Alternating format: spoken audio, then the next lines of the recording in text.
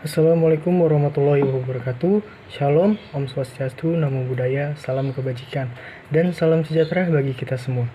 Pertama, saya ucapkan puja dan puji syukur yang kita panjatkan karena berkat rahmatnya kita dapat berkumpul pada kesempatan hari ini. Yang terhormat kepada Ibu Rica Kuarisari, SEMM, selaku dosen pembimbing pada mata kuliah kepemimpinan, dan rekan-rekan semua yang telah berpartisipasi pada kesempatan hari ini. Semoga kita dalam keadaan sehat walafiat.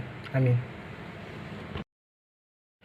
Pada kesempatan kali ini, perkenalkan saya Mariansa Aziz Sunardi selaku mediator yang akan memimpin berlangsungnya presentasi pada hari ini agar dapat berjalan dengan baik.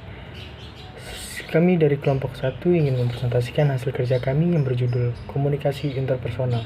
Sebelum kami memulai presentasinya, kami akan memperkenalkan anggota kelompok kami. Yang pertama, nama saya Elsa Laida. Halo, nama saya Faris Badir. Perkenalkan, saya Mariansa Aziz Sunardi. Nama saya Oki Safitri. Nama saya Ratna Puspitarini. Nama saya Roro Budi Kinasi. Baik, mari kita mulai presentasi pada kesempatan hari ini. Mohon disimak dengan baik. Terima kasih. Komunikasi interpersonal. Pengertian komunikasi interpersonal. Komunikasi antar pribadi atau interpersonal communication adalah komunikasi antar orang secara tatap muka yang memungkinkan setiap pesertanya menangkap reaksi orang lain secara langsung, baik verbal maupun non-verbal. Selanjutnya, komponen komunikasi interpersonal. Yang pertama, konteks atau lingkungan. Konteks atau lingkungan merupakan sesuatu yang kompleks antara dimensi fisik, sosial, psikologis, dan dimensi temporal yang saling mempengaruhi satu sama lainnya. Yang kedua, sumber penerima. Hal ini menunjukkan bahwa keterlibatan seseorang dalam berkomunikasi adalah sumber dan penerima. Sebagai sumber dalam berkomunikasi, menunjukkan bahwa kita mengirim pesan. Yang ketiga, encoding-decoding. Encoding adalah tindakan memproduksi pesan seperti menulis dan berbicara. Seseorang mengawali proses komunikasi dengan mengemas pesan, pikiran atau suatu ide yang dituangkan ke dalam gelombang suara, lembut, berapi-api, tegas, marah, dan sebagainya, atau ke dalam selembar kertas.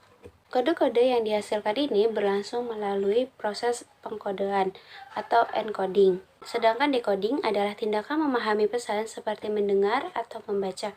Inilah pengkodean kembali atau decoding dari pesan yang dikirim dan tentu saja tidak akan lepas dari adanya keterbatasan penafsiran pesan. Komponen komunikasi interpersonal dibagi menjadi dua, yaitu pesan dan saluran dan kompetensi komunikasi. Pesan dan saluran. Pesan merupakan produk fisik dari proses kodifikasi. Jika seorang itu berbicara, maka pembicaraan itu adalah pesan. Saluran. Saluran merupakan medium lewat mana suatu pesan itu berjalan. Yang kedua, kompetensi komunikasi. Kompetensi ini mencakup pengetahuan tentang peran lingkungan dalam mempengaruhi isi bentuk pesan komunikasi. Komponen komunikasi interpersonal dibagi menjadi 3 bagian. Yang pertama, gangguan atau noise. Hal-hal yang mencegah penerima menerima sebuah pesan. Gangguan atau noise dalam suatu komunikasi dapat juga disebut sebagai hambatan-hambatan komunikasi. Yang kedua yaitu umpan balik. Umpan balik atau feedback adalah informasi yang kita terima sebagai bentuk respon terhadap pesan yang telah kita kirimkan. Komponen komunikasi interpersonal yang terakhir adalah efek komunikasi. Komunikasi selalu mempunyai konsekuensi atau dampak atas satu atau lebih yang terlibat. Dampak itu berupa perolehan pengetahuan dan sikap-sikap baru. Tujuan utama komunikasi interpersonal yang pertama yaitu menemukan diri sendiri. Komunikasi interpersonal memberikan kesempatan kepada kita untuk berbicara tentang apa yang kita sukai atau mengenai diri kita. Kemudian menemukan dunia luar. Melalui komunikasi interpersonal, kita dapat memahami lebih banyak tentang diri kita dan orang lain yang berkomunikasi dengan kita. Hal itu menjadikan kita memahami dunia luar, dan kita dapat lebih banyak mendapatkan informasi, kemudian membentuk dan menjaga hubungan. Sebagian besar waktu kita gunakan untuk berkomunikasi secara interpersonal dengan orang lain. Hal ini dilakukan untuk menjaga dan membentuk hubungan sosial dengan orang lain. Halo, nama saya Faris Fadila, ingin melanjutkan presentasinya. Tujuan utama komunikasi interpersonal nomor 4 adalah mempengaruhi sikap dan tingkah laku. Adalah komunikasi interpersonal merupakan komunikasi yang paling efektif dan memiliki pengaruh besar untuk mempengaruhi atau merubah sikap orang lain. Selanjutnya nomor 5 adalah mengungkapkan perhatian kepada orang lain.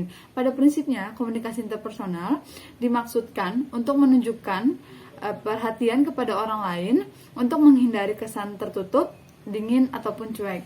Selanjutnya, nomor 6 adalah untuk bermain dan kesenangan. Bermain mencakup semua aktivitas yang memiliki tujuan utama adalah mencari kesenangan.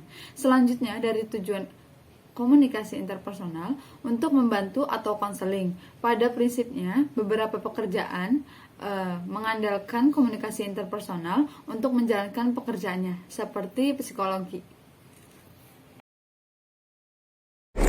Selanjutnya yaitu ada fungsi komunikasi interpersonal.